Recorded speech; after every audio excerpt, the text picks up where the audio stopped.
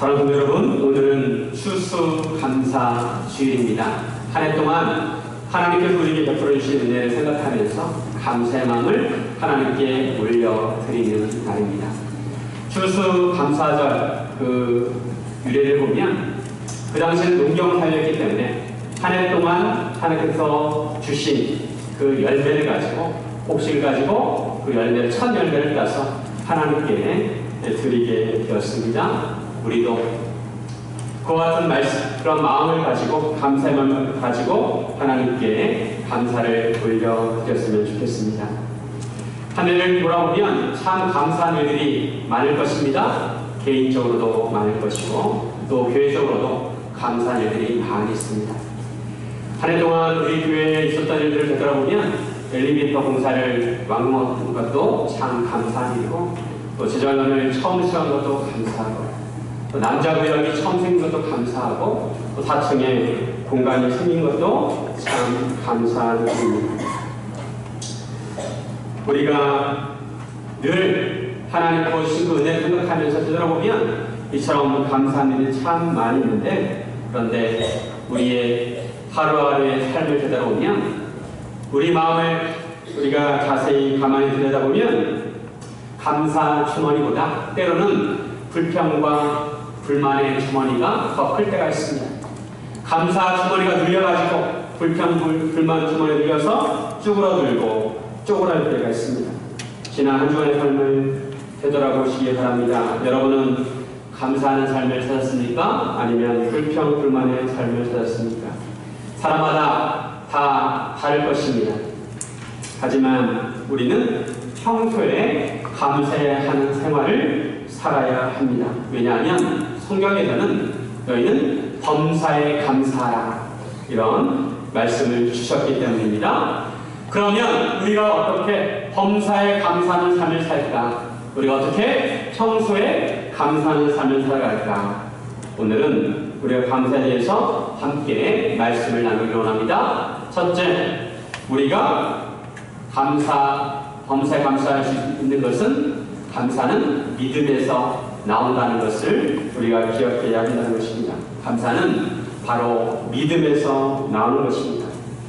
감사는 우리 마음 가운데 믿음이 있을 때 그때 우리 마음 가운데 감사가 우러나는 것입니다. 마음에 믿음이 없으면 감사가 나오지 않습니다. 마음에 믿음이 있어야 눈에 보이는 것이 없어도 아무리 봐도 감사가 나오는 것입니다. 예수님께서 이제 갈릴리 사역을 마무리하시고 예루살렘으로 향하고 있습니다. 예수님의 그 사역의 일대기를 보면 이 시점은 이제 그동안 갈릴리 사역을 다 정리하고 예루살렘에서 마지막 십자가 사역을 하기 위해서 지금 갈릴리를 떠나고 있는 시점입니다. 예루살렘으로 가시기 위해서 갈릴리를 벗어나 사마리아 지역의 경계를 지나보겠습니다. 갈릴리는 유대 사람들이 살고 있었고 사마리아 지역은 혼혈민족인 사마리아 사람들이 살고 있었습니다. 유대인들은 사마리아 사람들이 순수한 유대인이 아니라는 이유 때문에 그들을 멸시하고 가까이 하지 않았습니다. 예수님께서 한 마을에 들어가게 되십니다. 그런데 10명의 나병 환자들이 멀리서 예수님을 소리 높여 부릅니다. 아마도 나병 환자들은 마을 입구에서 예수님을 불렀을 것인데 왜냐하면 그들은 나병을 가지고 있었기 때문에 부정한 몸이기 때문에 마을 안에서 같이 사람들과 어울려 살 수가 없었습니다. 그들은 격리되어야만 했습니다. 그래서 그들은 대체적으로 마을 입구에서 사람들로부터 구걸하는 삶을 살았습니다. 그리고 이 사람들은 만약에 정상적인 사람이 접촉을 하게 되면 그 사람도 부정하게 되기 때문에 만약에 사람이 멀리서 오면 자기들이 가까이 오기 전에 소리를 질러서 우리가 여기 있습니다. 그런 표시를 해야만 했습니다. 그렇지 않으면 그 사람이 모르고 가까이 오다가 접촉할 수 있는 일이 생기기 때문에 그렇습니다. 나병 환자는 예수님을 향해서 소리를 쳤습니다. 예수 선생님이여 우리를 불쌍히 여기소서. 이들은 예수님께서 나병 환자들을 고치셨다는 소문을 들었을 것입니다. 그 예수님께서 자기들 앞에 지나가시는 것은 절호의 기회였습니다. 자기들의 평생 소원, 자기들의 병을 고칠 수 있는 절호의 기회였습니다. 그래서 예수님을 향해서 제발 자기들을 고쳐달라고 고함을 치고 있는 것입니다. 예수님께서 멀리서 그들을 보셨지만 그들이 어떤 병을 앓고 있는지 아셨습니다. 예수님께서는 다른 말씀 안 하시고 그들에게 말했습니다. 가서 제사장들에게 너의 몸을 보이라고 하십니다. 구약율법에 따르면 나병한 자들이 고침을 받으면 제사장들에게 가서 공식적으로 내가 고침을 받았다는 것을 확증을 받아야 합니다. 이런 의미에서 예수님께서는 그들을 제사장에게 보낸 것입니다. 그런데 이들이 병고침을 받은 것이 아니에요. 아직도 병이 몸에 있습니다. 그런데도 불구하고 예수님은 그들을 제사장에게 보낸 것입니다. 그들은 예수님의 말씀에 순종해서 제사장을 향해서 갔습니다. 이것을 보면 그들은 적어도 예수님께서 자기들의 병을 고칠 수 있다는 믿음이 있었습니다. 감사하게도 이런 믿음 때문에 그들은 제사장을 향해서 가다가 병고침을 받게 되었습니다. 그런데 그 중에 한 사람이 자기가 나은 것을 깨닫고 큰 소리로 하나님께 영광을 돌리며 돌아왔습니다. 이 사람은 사마리아 사람이었습니다. 이에 대해 예수님께서 이렇게 말씀하십니다. 오늘 본문의 17절, 18절 말씀 다시 한번 읽겠습니다. 예수께서 대답하여 이르시되 10사람이 다 깨끗함을 받지 아니하느냐 그 아홉은 어디 있느냐 이 이방인 외에는 하나님께 영광을 돌리러 돌아온 자가 없느냐 하시고 예수님께서 다른 9명의 나병한 자도 찾고 계십니다. 본문에 9명이 유대인이라는 구절을 넣습니다. 하지만 예수님께서 말씀하신 뉘앙스를 볼 때 9명은 유대인이었을 것입니다. 그들은 분명히 그들도 병고침을 받았습니다. 그런데 그들은 예수님께 돌아오지 않았습니다. 예수님께서 그들을 찾으시는 것을 볼 때 예수님께서는 그들도 다시 돌아와 감사를 표하기를 기대하셨던 것입니다. 9명의 유대인 나병한 자도 믿음이 있었기에 병고침을 받았습니다. 만약 믿음이 없었다면 병이 낫지 않았을 것입니다. 하지만 그들은 예수님의 말씀을 믿고 아직 병이 낫지 않았어도 제사장에게 몸을 보이려 간 것입니다. 만약에 몸이 낫지 않았는데도 제사장에게 몸을 보인다면 그것은 난감한 일입니다. 그러나 9명의 나병한 자는 병이 낫고서도 예수님께 돌아오지 않았습니다. 한 명의 사마리아인만 예수님께 돌아와 감사를 표하였습니다. 한 명의 사마리아인과 9명의 유대인들은 어떤 차이가 있었을까요? 원래 유대인은 사마리아인과 상종을 하지 않았습니다. 그럼에도 불구하고 이들은 함께 어울려 지냈습니다. 9명의 유대인과 한 명의 사마리아인이 함께 어울려 지냈습니다. 왜냐하면 그들은 동병상련의 마음이 있었습니다. 같은 나라에 걸렸기 때문에 서로 공감하고 이해하는 마음이 있어서 함께 어울렸다는 것입니다. 그런데 10명이 다 함께 깨끗함을 입었지만 오직 사마리아인만이 돌아왔다는 것입니다. 사마리아인은 유대인과 그 믿음의 깊이가 달랐습니다. 예수님께서는 다시 돌아와 감사를 표한 사마리아인에게 이렇게 말씀하십니다. 19절에 보시면 그에게 이르시되 일어나라 내 믿음이 너를 구원하였느니라 하시더라.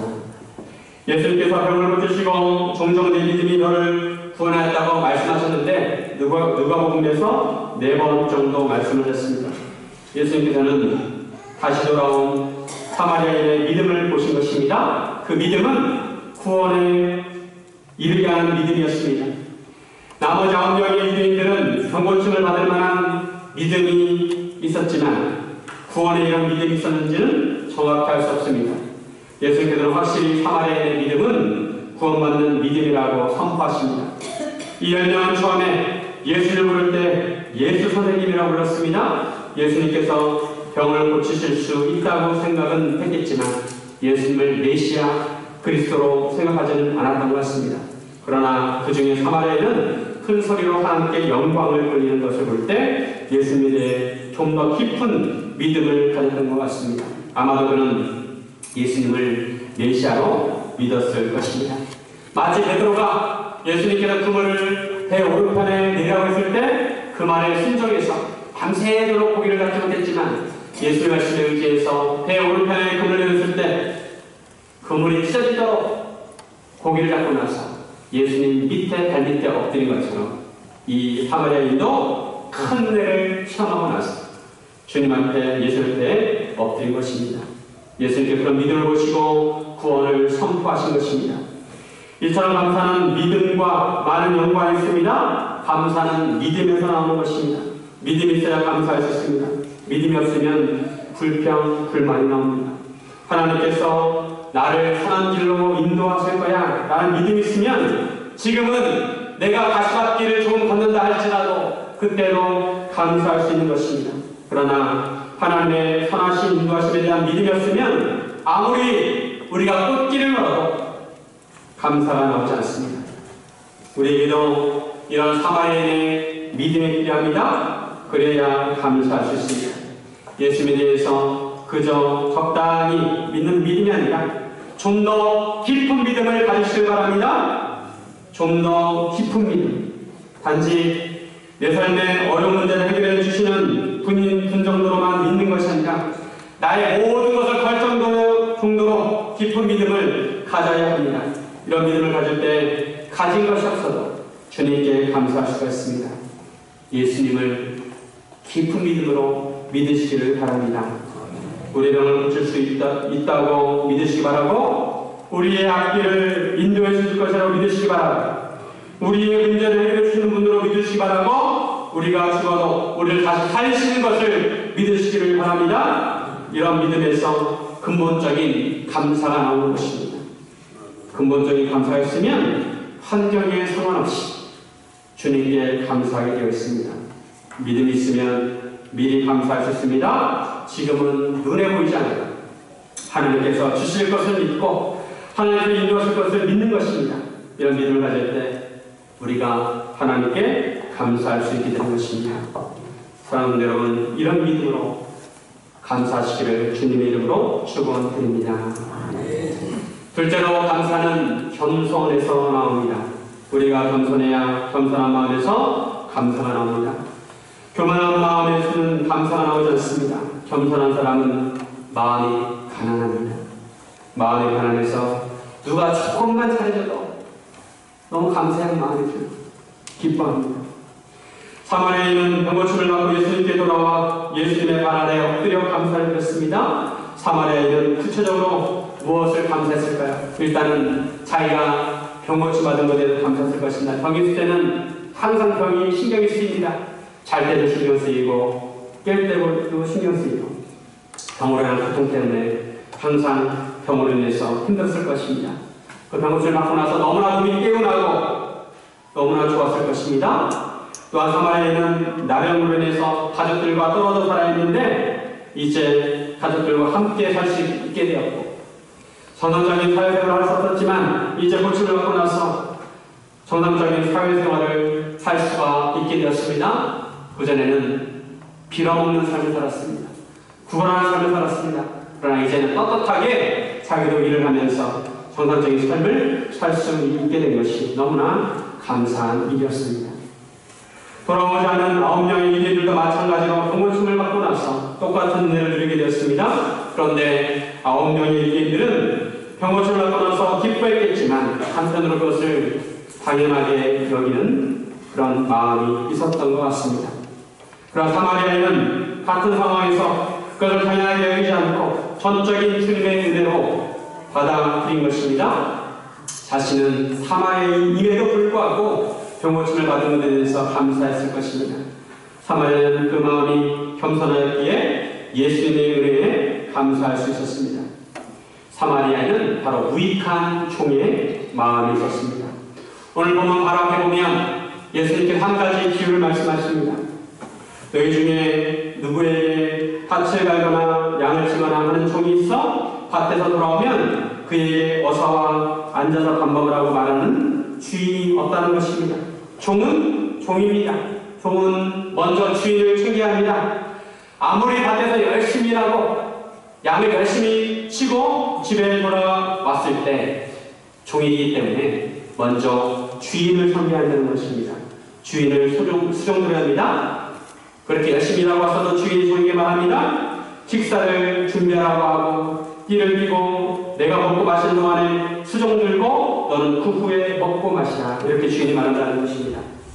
종은 배가 아무리 고파도 주인을 먼저 섬겨야 합니다. 이렇게 섬겼다고 주인이 종을 칭찬하지 않습니다. 당연하게 생각합니다. 왜냐하면 종은 종이기 때문입니다. 종의 본연 의무는 주인을 섬기는 것입니다. 종이 배고픔을 참으면서 주인의 식사를 준비한다고 주인이 종에게 감사를 표하지 않는다는 것입니다. 그런데 중요한 것은 예수님께서 사도들에게 이와 같은 종의 자세를 요구합니다. 우리 10절 말씀 같이 한번 읽겠습니다. 10절 시작. 이와 같이 너희도 명령받은 것을 다 행한 후에 이르기를 우리는 무익한 종이라 우리가 해야 할 일을 한 것뿐이라 할지니라. 예수님께서 사도들 제자들에게 요구하는 태도가 무엇이냐면 너희는 무익한 종의 마음을 가지라는 것입니다. 나는 다만 나에게 맡겨진 일을 했을 뿐입니다. 주인의 명령을 다 행하고 난 후에 우리는 무익한 종이라고 말하라는 것입니다. 다만 우리는 우리가 해야 할 일을 했을 뿐입니다. 자신을 무익한 종이라고 여기는 사람은 겸손한 마음을 갖게 되어 있습니다. 예수님께서 이 비유를 말씀하신 다음에 바로 오늘 본문에 나병 환자에 대한 말씀이 나오는 것입니다. 사마리아인은 바로 이런 무익한 종의 마음을 가졌습니다. 그러기에 그는 병고침을 받고 나서 예수님께 돌아와 겸손히 무릎을 꿇었습니다. 겸손의 깊이가 크면 클수록 감사가 크게 느껴집니다. 마음이 가난하면 강할수록 감사가 크게 느껴집니다. 반면에 교만이 크면 클수록 감사가 작아지고 교만이 크면 클수록 오히려 감사는커녕 불평불만이 나옵니다. 9명의 유대인들은 그만큼 마음이 겸손하지 못하였습니다. 그들은 병고침을 받고도 예수님께 다시 돌아올 정도로 감사하지 못했던 것입니다. 그러나 사마리아인은 똑같이 병고침을 받고 나서 더 감사를 했습니다. 사랑하는 여러분, 겸손한 마음을 가지시길 바랍니다. 감사는 겸손한 마음으로부터 나오는 것입니다. 겸손한 마음을 가져야 누가 조금만 잘해줘도 마음에서 감사가 흘러나옵니다. 그러나 마음이 교만하면 다른 사람이 웬만큼 잘해줘도 감사가 나오지 않습니다. 오히려 왜 이것은 안 했나 하고 섭섭하게 생각합니다. 무익한 종의 마음을 가지고 교회에 나오면 오늘은 내가 누구를 섬길까? 내가 교회를 위해서 어떤 섬김을 할까? 라는 생각을 합니다. 하나님께서 베풀어 주신 은혜에 감사하며 무엇이라도 섬기고자 하는 마음을 갖습니다. 그럴 때 누군가 작은 부분이라도 자기를 섬겨주면 너무도 감사만 하는 것입니다. 그런데 이런 마음이 없이 섬김을 받고자 하는 마음으로 교회에 오면 누가 나를 섬겨주지 않으면 그때 섭섭한 마음이 드는 것입니다. 겸손히 감사를 하는 것입니다. 먹을 것이 정말 없을 때는 30세끼 먹는 것만으로도 감사했습니다. 일을 해서 풀칠하는 것만으로도 감사했습니다. 그런데 물질이 이제 좀 풍부해지니까 아무리 먹을 것이 많아도 맛있는 것을 골라 먹을 수 있어도 감사가 나오지 않습니다. 마음에 기름기가 끈 것입니다. 마음에서 기름기를 제거해야 합니다. 마음이 겸손해지면 예수님을 섬길수록 예수님이 더 귀하게 여겨집니다. 예수님이 더욱더 귀하게 여겨지면 예수님을 믿는 성도들도 더 귀하게 보이는 것입니다. 예수를 섬기는 마음으로 성도들을 섬기게 되어 있습니다. 오늘의 교회를 개척하셨던 하영주 목사님은 마지막에 암수를 많이 받았습니다. 5번, 6번 암수를 받았습니다. 그때 이 목사님께서 하신 말씀이 무엇이냐면 인생은 수동태다. 우리 인생은 내가 태어나고 싶은 곳에 태어나고 싶은 시간에 태어날 수 없습니다. 나고 보니까 우리가 이 땅에 태어났고 언제 몇 년 며칠 우리가 태어났던 것입니다. 그리고 우리가 수술을 받을 때도 우리가 수술하는 것이 아니라 내 몸을 의사에게 맡겨야 합니다. 그리고 우리가 죽을 때도 마찬가지입니다. 우리가 몸이 병들고 죽을 때도 그것은 다 하나님께서 결정하신 것입니다. 우리가 자유의지가 있어서 우리 마음대로 할 수 있는 영역이 있지만 그런 부분이 인생 전체로 보면 일부라는 것입니다. 다 하나님의 손에서 결정이 되는 것입니다. 이렇게 생각하면 하나님께서 우리에게 생명을 주신 것도 감사하고 시간을 주신 것도 감사하고 가정을 주신 것도 감사하고 우리가 할 일 주신 것도 감사한 것입니다. 따져보면 다 하나님의 은혜인 것입니다.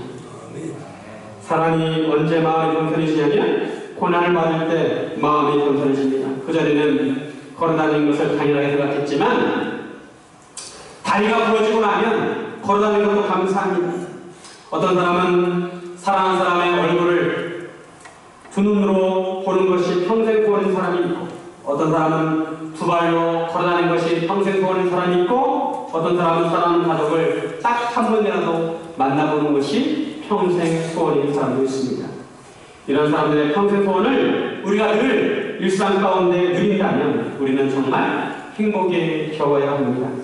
우리가 맞이한 오늘이 어떤 사람에게는 그토록 기다리던 내일일 수도 있습니다. 오늘 사는 것도 감사합니다.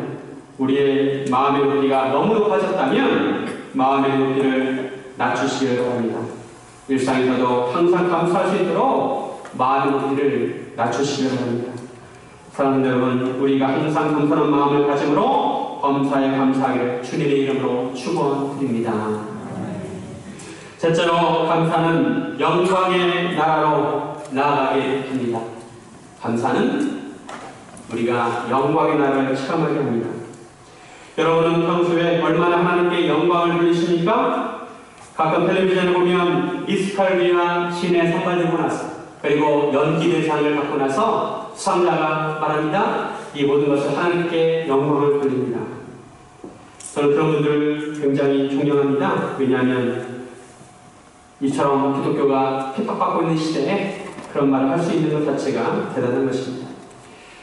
대수율이 문답에 보면 첫 번째 질문이 나오는데 사람이 제일 된 목적은 무엇인가 묻습니다. 답은 하나님을 영화롭게 하고 영원히 즐거워하는 것입니다. 우리 종종 하나님께 영광을 돌린다고 말합니다. 하나님께 영광을 돌린다는 것은 무슨 의미입니까? 하나님의 영광이라는 것은 하나님의 임재와 하나님의 광채와 하나님의 성품이 나타난다는 것입니다. 영광은 하나님의 최고의 본질입니다. 우리가 어떤 결과물을 얻고 나서 하나님께 영광을 돌리는 것은 우리가 그 일을 할 수 있도록 하나님께서 우리와 함께 하셨고 우리에게 능력을 주셨다는 것입니다. 사실 하나님께서 영광을 받으실 때는 우리가 어떤 일을 잘했을 뿐만 아니라 평소에 우리가 하나님을 인정하고 시인할 때 하나님께서 영광을 받으십니다. 빌립보서 2장 11절 말씀 같이 한번 읽겠습니다. 시작. 모든 입으로 예수 그리스도를 우리 주로 신하여 하나님 아버지께 영광을 돌리게 하셨느니라. 우리가 잘 나갈 때든지 아니면 궁핍할 때에도 예수님을 주라고 인정하고 고백하면 하나님께서 영광을 받으시는 줄 믿습니다.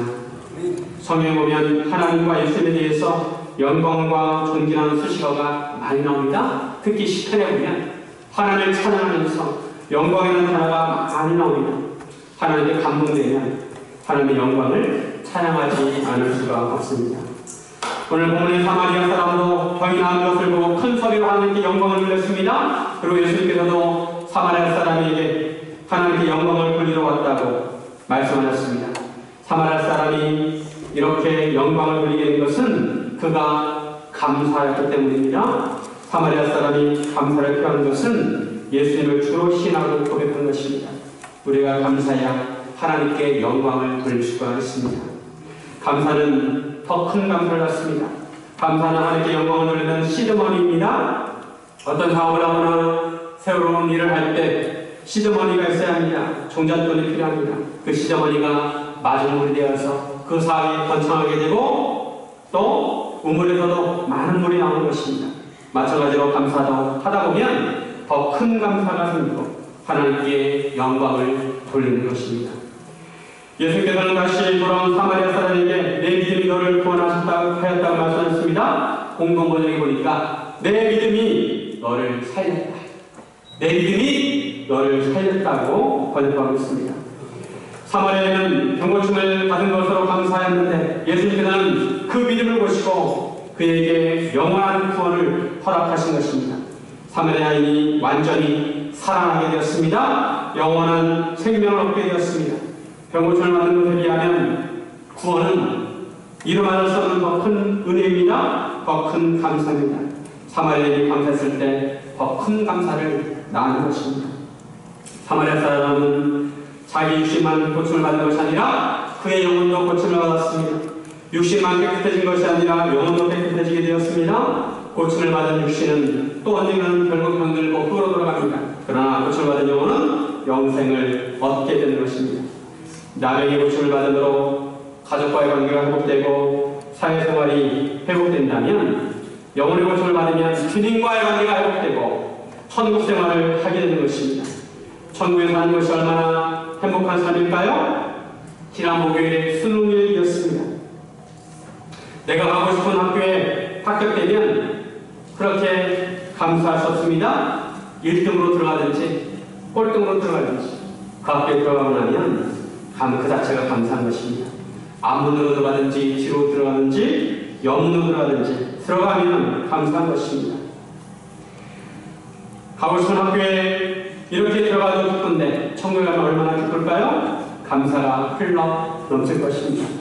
감사는 주님과의 관계를 더 가깝게 합니다. 감사는 주님께 더 가까이 나가게 합니다. 처음에는 멀리서 예수를 불렀습니다. 예수 선생님이요. 그러나 하나님의 은혜를 체험하고 나서 이 사마리아 사람은 예수님 바로 앞에 나온 것입니다. 감사가 깊어질수록 예수님이 더욱더 가까워지는 것입니다. 예수님 감사하기 위해서는 훈련이 필요합니다. 어떤 분은 매일 감사일기를 쓰기도 하고, 어떤 사람은 100가지 기도 제목을 쓰기도 합니다. 100가지 감사 제목을 쓰기도 합니다.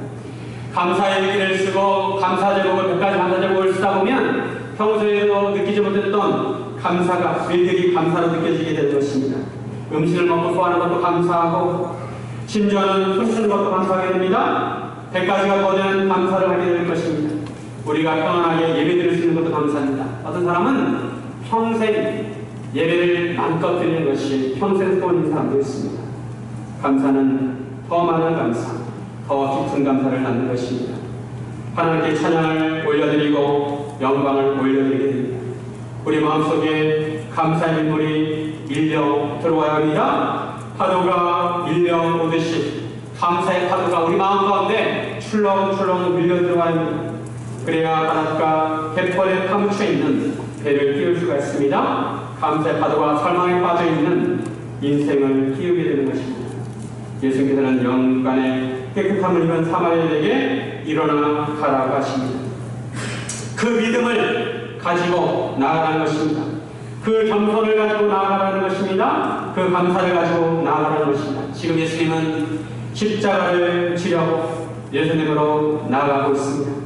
나는 너희를 살리기 위해서 죽음의 십자가로 나아가지만 너희는 나를 믿는 믿음으로 영원한 삶으로 나아가라고 하신 것입니다.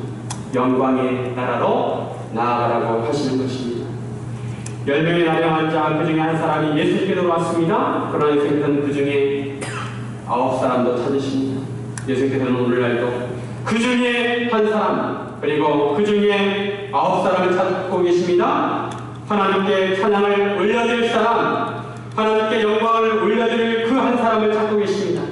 그 한 사람이 우리가 되길 바랍니다. 우리 모두가 그 한 사람이 되기를 바랍니다. 오늘 하루를 시작하면서도 우리 마음에 불편함이 있었을 수도 있습니다. 무언가 부족함을 느끼고 무언가 마음 한쪽이 어두울 수 있었을 것입니다. 그러나 그럴수록 우리는 감사를 회복해야 합니다. 감사하는 생활을 해야 합니다. 우리가 더 강한 믿음을 가질 때 우리가 감사를 회복할 수가 있습니다. 우리가 더 겸손할 때 감사할 수가 있습니다. 우리가 더 깊이 감사할 때 감사의 삶이 선순환을 하게 되는 것입니다. 사랑하는 여러분, 오늘은 추수 감사드립니다. 내가 있는 자리에서 하나님께 감사하시기 바랍니다. 그럴 때 하나님께서 영광을 받으시는 것입니다. 우리 하나님께 감사로 제사를 드리길 바랍니다. 범사에 감사함으로 하나님께 영광을 돌리시길 바랍니다. 예수님께서는 처음에 10명의 나병 환자에게 너희 몸을 제사장에게 가서 부인하고 하셨습니다. 그러나 진정한 대제사장은 바로 예수님이십니다. 예수님은 영원한 대제사장입니다. 그 영원한 대제사장이신 예수님 앞에 그 중에 한 사람, 사마리아 사람이 돌아와서 예배를 드린 것입니다. 그는 영광과 존귀의 대제사장 앞에 감사 예배를 드린 것입니다. 시편 50편 23절 감사로 제사를 드린 자가 나를 영화롭게 하는 그의 행위로울게 하는 자에게 내가 하나님의 구원을 보입니다. 사랑하는 여러분, 우리 모두가 감사로 제사를 드리는 그 한 사람이 되시기를 주님의 이름으로 축원드립니다. 이렇게 기도하겠습니다. 사랑과 은혜의 아버지, 감사와 찬양과 존귀와 영광을 하나님께 올려드립니다. 항상 믿음 위에 서게 하시고 주님 앞에 겸손하게 하시고 범사에 감사해서 하나님께 영광 돌리는 삶을 살게 하여 주옵소서. 감사드리는 예수님의 이름으로 기도드립니다.